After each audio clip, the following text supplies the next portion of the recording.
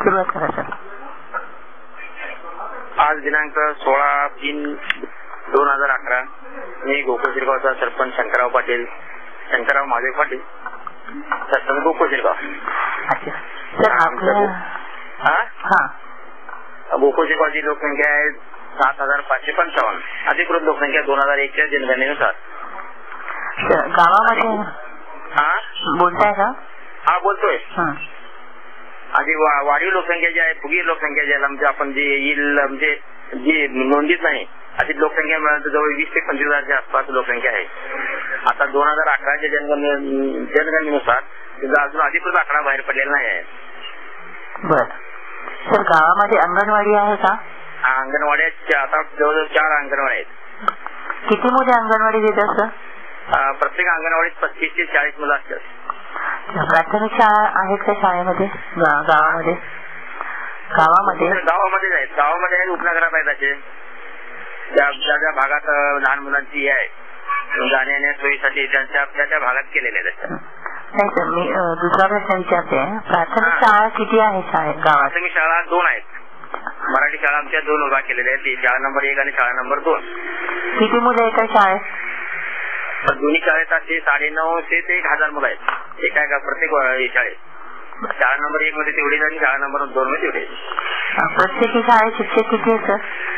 19, 20 2-3 शिक्षक आहेत. कमी आहेत ना, 1-2 शिक्षक टोटल वर्षभर. माध्यमिक शाळा आहेत का? माध्यमिक शाळा गोकुळ आहे की किती आहे? शिंगराव घाडगे ठीक आहे. आणि किती मुलं? 8वी ते 10वी पर्यंत आहेत. तिथे 400 मुलं आहेत. आणि त्या शाळेत इंग्लिश मीडियम आणखी आहे खाजगी मध्ये ते 1 ते 12 पर्यंत आहे. शिक्षक किती आहेत सर त्या शाळेत? त्या शाळेचे शिक्षक 25 वर आहेत. 25 आहेत. सर, तुमच्या इथे शाळेमध्ये 7वी नंतर शिक्षण गळती आहे का? म्हणजे 7वी नंतर शिक्षण सोडतात का मुलं? 5वी नंतर नाही सोडत. 7वी नंतर विचारते सर. 7वी नंतर नाही सोडून ते लगेच इथे गावात हायस्कूल माध्यमिक शाळा असल्यामुळे नाही तिथे त्या शाळेत सगळे टोटल जवळजवळ मुलं झाले. एकाल सुद्धा काही कारणानिमित्त बदलीहून जर बाहेरगावी गेले असले तर त्यांचे फक्त दाखले इथून ट्रान्सफर होतात. सर, गावामध्ये अपंग व्यक्तींसाठी काही शाळा आहेत का? अपंग व्यक्तीसाठी शाळा नाही, पण अपंग व्यक्तीसाठी शाळेत जाण्यासाठी त्यांना रॅम्प वगैरे केलेले आहेत ना दोन्ही शाळेमध्ये, मराठी शाळेमध्ये. गावामध्ये कॉलेज कुठे आहे सर? गावामध्ये कॉलेज नाही. तुम्ही कनेरी 1-2 किलोमीटर अंतराला आहे. 10वी 11वी 12वी आहे. कोल्हापूरला कॉलेज संपूर्ण कागल आणि कोल्हापूर. प्राथमिक आरोग्य केंद्र आहे का सर? प्राथमिक आरोग्य उपकेंद्र आहेत. कनेरीला प्राथमिक आरोग्य केंद्र आहे. त्यांचे डॉक्टर वगैरे ते गोकुळच्या गावातून हे करत असतात. लसीकरण वगैरे, औषध पाण्याचे टेस्ट घेणे. गावामध्ये आशाताई आहेत का? आहेत की. बालमृत्यू आणि डिलिव्हरी दरम्यान जे मातांचे मृत्यूचे प्रमाण आहे ते गावामध्ये तुमच्या किती टक्के? माता मृत्यूचे प्रमाण? माता मृत्यूचे प्रमाण काही नाही आमच्या इथे. आणि बालमृत्यूचे प्रमाण नाही. जवळजवळ चुकून एखादा अपवाद असं नाही तर नाही आहे. आता अशा असताना त्यामुळे त्यांच्या संपूर्ण गरोदरपणावर औषध दिली जातात. त्यांचे सगळं टेस्ट वगैरे संपूर्ण त्यांची तपासण्या वर्षी चालू असतात. त्यामुळे तिथे गरोदरपणातल्या माता मृत्यूचं प्रमाण कमी आहे. सर्वसाधारण सर गावामध्ये आजार कोणते आहेत? हॅलो, आता किरकोळ ताप खोकला हाच किरकोळ रेग्युलर आजार. नाहीतर मध्यंतरी मागच्या 6 महिन्यापूर्वी कोणता आपला हातापायानं सांध्यातले हे कळायला चिकनगुन्यासारखं झाला होता थोडा डासामुळे. अपंग व्यक्ती किती आहे सर गावात? अपंग व्यक्ती 10-15 असतील एवढे. कोणत्या प्रकारचे जास्त अपंग? पायानं एक पाय अपंग असतात. पोलिओ नाही. पूर्वीपासून एखाद्या पायानं हे झालेलं ऍक्सिडेंट मध्ये किंवा असं काहीतरी. पोलिओचे काय नाही. बरं, लहान मुलांचं हॉस्पिटल आहे का सर गावात? लहान मुलांचे डॉक्टर्स काम करतात इथं. हॉस्पिटल असं सेपरेट नाही. आणि 1-2-3 डॉक्टर आहेत ते लहान मुलांवर स्पेशलिस्ट म्हणून आहे. म्हणजे लहान मुलं आजारी पडले त्या डॉक्टरकडे जातात. असतात तिथे. गावामध्ये अँब्युलन्स आहे का? अँब्युलन्स नाही सर, कनेरी मठावर. HIV काय प्रमाण आहे सर? HIVचं प्रमाण काय तसं आता कमीच आहे. काय व्यक्ती 5 एमआयडीचे असल्यामुळे कामगार वस्ती असल्यामुळे काय तेवढं ते स्पष्ट जाणवत नाही. जवळजवळ संपूर्ण देशातले लोक कामगार वस्तीत आमच्या गावात राहिलेले आहेत. त्यामुळे थोडे दिवस राहतात जातात, त्यामुळे काय त्याला ते स्ट्रेस लागत आहे. किती टक्के लोक शेती करतात आणि किती टक्के लोक तर शेतीशी निगडीत आहेत?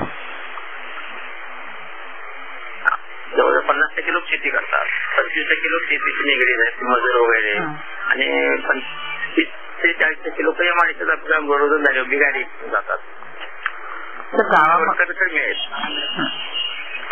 गावामध्ये कोणती धान्य पिकवतात? ऊस, भात, भुईमूग, सोयाबीन, ज्वारी. साधारण बोला सर. बोला. मुख्य पीक ऊस, भात, सोयाबीन वगैरे हेच आहे. साधारणतः सर किती कुटुंब म्हणजे पर कुटुंब किती एकर शेती आहे? असे बरेच कुटुंब असे आहेत की आता 1 ते 2 एकरवर असे गुजराण करणार आहे, आणि मोजकी 10% कुटुंब होतील की ते बाबा 5 ते 10 एकर, 4 एकर, 5 एकर असे वरती असणार आहे. नाही तर संपूर्ण ती कुटुंब आहेत किंवा 2 एकर, 3 एकर या दरम्यान असणार आहे. तर शेतकऱ्याचं पर एकर वार्षिक उत्पन्न किती आहे? वार्षिक उत्पन्न काय एवढं डिटेल काय बघितलं नाही. शेतावर जे शेतमजूर काम करतात त्या व्यक्तींना किती रोजगार मिळतो सर? महिलांना 40 रुपये, 50 रुपये, पुरुषांना 125 रुपये, 150 रुपये. तर हा फरक का? कारण दोन्ही व्यक्ती सेम काम करतात ना. काही कामं अशी कष्टाची कामं असतात की उसाच्या ह्याच्यामध्ये वाकुळे तोडणे, आऊत धरणे, यासाठी म्हणजे पुरुषांना हजेरी द्यावी लागते. त्या महिला काम करत नाही ना. जे जड काम आहे ते पुरुषाकडून करून घेतात. पुरुषाचं प्रमाण कमी जाईल शेतीत काम करण्यात, महिला जास्तीत जास्त रिक्वेस्टेड असतात शेतीत काम करण्यात आहे. ज्याची घरची स्वतःची माणसं काम करणार आहेत त्यांच्या शेती गावात. शेतीला सर कोणत्या माध्यमातून पाणी मिळतं? कंदकावर एक पाझर तलाव आहे, त्या पाझर तलावाचं थोडं पाणी मिळतंय उन्हाळ्यामध्ये, आणि काही शेतकऱ्यांचे 10% थोडी मोजकी शेतकरी आहेत त्यांच्या विहिरीवर थोडं पाणी असतं. सर शेतकऱ्यांच्या आत्महत्येचं प्रमाण आहे का? नाही आहे काय. गावात दरिद्र रेषेखाली लोक किती राहतात? नवीन यादी झालेली आहे आता 2000 आता 1-2 वर्षापूर्वी झालेली आहे. त्या यादीमध्ये 155 दारिद्र्यरेषेखाली कुटुंबाची यादी आहे सर्वेमध्ये. ऍक्च्युअली त्याच्यापेक्षा कमी व्हायला पाहिजे होते. चांगल्या कुटुंबातले देखील लोक त्यामध्ये आहेत. ज्यांनी सर्वे केला ते गावातील संबंधितांना काही न करता झालेला आहे सर्वेतून. त्यामुळे भाडेकरू आहेत परंतु ते व्यवसायानिमित्त चांगला व्यवसाय करतात. सोनार काम करणारे आहेत ते देखील दारिद्र्यरेषेखाली बसलेले आहेत, पण ती भाडे राहत होते. त्यांनी सर्वे केला तेव्हा ते भाडेकरू आहेत म्हणून त्यांचे दारिद्र्यरेषेखाली नाव असलेले. कुठे माहिती दिली असेल त्यांनी. गावामध्ये नरेगा आहे का सर? गावामध्ये नरेगा आहे का? म्हणजे कळलं नाही का? नरेगा म्हणजे सर आपल्याला सरकारकडून गावातल्या ज्या व्यक्ती आहेत दारिद्र्य रेषेखाली तर अशा व्यक्तींना 100 दिवसाचा रोजगार मिळतो वर्षातून. वार्षिक 100 दिवसाचा रोजगार मिळतो. तर ते तुमच्या गावामध्ये आहे का? रोजगार मिळतो ते बरोबर त्यांना ती कार्डावर नोंद केलेली नाही ना, त्यांनी कार्ड काढलेले नाही. आणि ज्यावेळी ते ग्रामपंचायतने हे केलं डिक्लेअर केलं होतं ज्यांना रोजगार पाहिजे बेरोजगार आहेत त्यांनी इथे ग्रामपंचायत नोंद करावी, पण त्यांनी नोंद केल्यामुळे त्यांना तसं कुणाला मिळत नाही 100 दिवसाचा रोजगार. नरेगाच्या अंतर्गत पुरुष आणि महिलांना अच्छा हे तुम्ही म्हणजे नरेगा नाहीच आहे, तुम्ही कार्ड बनवलेलंच नाही. अच्छा, तर शेतीसाठी स्थलांतर कामासाठी स्थलांतर होतं का? नाही होत. शेतकरी असल्यामुळे काही होत नाही. पिण्याचे पाणी उपलब्ध आहे का सर तुमच्याकडे? काही बऱ्यापैकी आहे. पाणी नैसर्गिकरित्या मिळतं की? पाणी नैसर्गिक थोडं आहे. आम्ही कागलचं म्हणजे महाराष्ट्र जीवन प्राधिकरणाचे थोडं काही हे आहे लाईनचं घेतोय आणि एमआयडीचं बी घेतोय. अच्छा, पाणी स्वच्छ मिळतं ना? आणि हो, पाणी स्वच्छ फिल्टर केलेलं पाहिजे. सर किती लोकांच्या घरात संडास आहेत? जवळजवळ आता 98% लोकांच्या घरात संडास आहे. 2% ते 5% असतील त्यांना सार्वजनिक संडास जे आहेत ते त्यांच्यावर हे केलेले आहे, ट्रान्सफर हे केलेले आहे, वापरासाठी पुढे केलेले आहे. किती टक्के लोक आणि त्या संडासांचा वापर करतात? 100% लोक संडासचा वापर करतात. आता पूर्वीसारखं जे उघड्यावर जायचं प्रमाण जवळजवळ बंद झालेलं आहे. आणि सर तुमच्या गावामध्ये अनुसूचित जाती जमाती मधील लोकांना समान वागणूक मिळते का? हो, समान वागणूक मिळते. काही अडचण नाही. सगळी आपण गुन्ह्या गोविंदाने दोन्ही राहता, अनुसूचित असू दे म्हणजे. तर 18 ते 30 वयातील तरुणांच्या काही समस्या आहेत का? त्यांना नोकरीची समस्या आहे.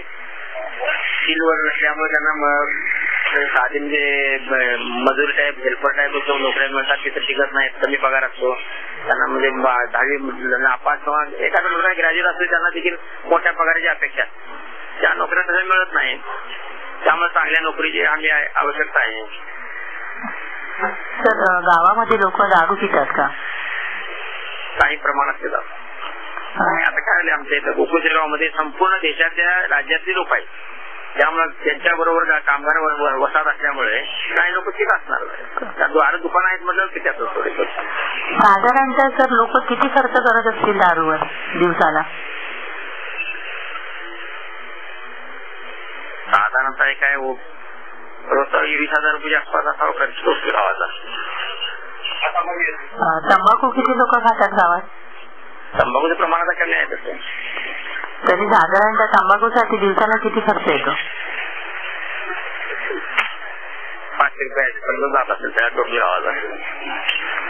गावात बायका दारू पितात का आणि तंबाखू खातात? बायका वगैरे कोणी दारू पित नाही, तंबाखू खात नाही. गावात बँक आहे का? हाय बँक आहेत, तिथे कोऑपरेटिव्ह बँक आहेत, राष्ट्रीय बँक आहेत. गावातही एमआरसी लागून जाते, त्यामुळे टोटल आमच्या उपजिल्ह्याच्या हद्दीत महसूल विभागामध्ये जाईल. बचत गट आणि महिला मंडळ किती आहे सर? बचत गट जवळजवळ आमचे 38 ते 40 आहेत. पुरुष बचत करतात का? पुरुष बचत गट नाही आहे. पुरुष बचत करतात पण ते बँकेत करतात, सेव्हिंग खात्यावर निघाले पगारातून फंडातून. महिला बचत कुठे करतात? महिला बचत आता बचत गटाकडे करतात, ती केडीसी बँकेमध्ये खाते उघडून तिथे सेव्हिंग करत असतात बचत गटामार्फत. गावापासून जवळच्या शहरात जाण्यासाठी चांगला रस्ता आहे का? हायवे, नॅशनल हायवे आहे. आणि गावामध्ये चांगले रस्ते आहेत का? हा, गावामध्ये सगळे डांबरी आहे, कॉन्क्रीट रस्ते केलेले आहेत. आरसीसी घसरत आहेत आमच्या इथं. गावामध्ये लाईट आहे का? गावामध्ये लाईट आहेत, संपूर्ण वसाहतीत लाईट फिरवलेले आता. लोड शेडिंग वगैरे काय होतं का? त्याचं काय टायमिंग आहे का? आता पूर्वी लोड शेडिंग होत होतं, आता जरा बंद आहे. आता जवळजवळ कंटिन्युअस लाईट राहते. किती जरा 2 महिन्यापूर्वी लोड शेडिंग चालू होतं, आता बंद आहे. त्यामुळे आता काय अडचण नाही. किती घरात मोबाईल आहे सर? मोबाईलचं प्रमाण मॅक्झिमम प्रत्येक कुटुंबात 1 ते 2 मोबाईल आहे. किती लोक वर्तमानपत्र वाचतात? वर्तमानपत्र जवळजवळ बरेच लोक, म्हणजे जवळ 80% लोक वर्तमानपत्र वाचतात. कारण आता गोकुळ आमच्या दुकानात एजंट आहे, आमच्या दुकानात 1,000 अंक जातो आणि दुसरे 2 एजंट आहेत त्यांचे 2,000 अंक जातात. किती लोकांकडे कम्प्युटर आणि इंटरनेट आहे? इंटरनेट काय 1 ते 2%. 25 लोकांकडे कॉम्प्युटर इंटरनेट आहे बघा, 25 ते 30 लोकांचे. ग्रामपंचायतीचा लोकांना तर कसा फायदा होतो? ग्रामपंचायत लोकांना का पिण्याचं पाणी, रस्ते, लाईट या सुविधा देणे, स्वच्छता ठेवणे, गटर साफ करणे, पाणी वेळच्या वेळ देणे, त्यांचा महत्व गोळा करणे, त्यांना लाईट सुविधा देणे. बोला सर. त्यांचे वेळच्या वेळ वसूल करून त्यांना काय असेल बांधकाम परवाने देणे, बांधलेली घरे नोंद करणे, वेगवेगळ्या कारणासाठी दाखले उतारे देणे, बँकेसाठी, रहिवासी दाखले, शाळेसाठी. सरपंचांना अवॉर्ड मिळण्यासाठी त्यांच्या अंगी काय गुणवत्ता असायला हवी सर? सरपंचांना अवॉर्ड मिळण्यासाठी त्यांच्या अंगी काय गुणवत्ता असावी? सरपंचांना अवॉर्ड मिळण्यासाठी गावातील सर्व रस्ते साफ स्वच्छता ठेवणे, पाण्याचा पुरवठा मुबलक करणे, गावात कुठल्याही प्रकारची रोगराई येऊ न देणे, औषधोपचार वेळच्या वेळी पावडर मारणे, केशील वगैरे पाण्यात वेळच्या वेळ टाकणे, गावाशी संबंधित असणारे निगडीत आहे ते प्रश्न जे ज्वलंत बनतात ताबडतोब दुरुस्त करून मी हे करणे सोडवणे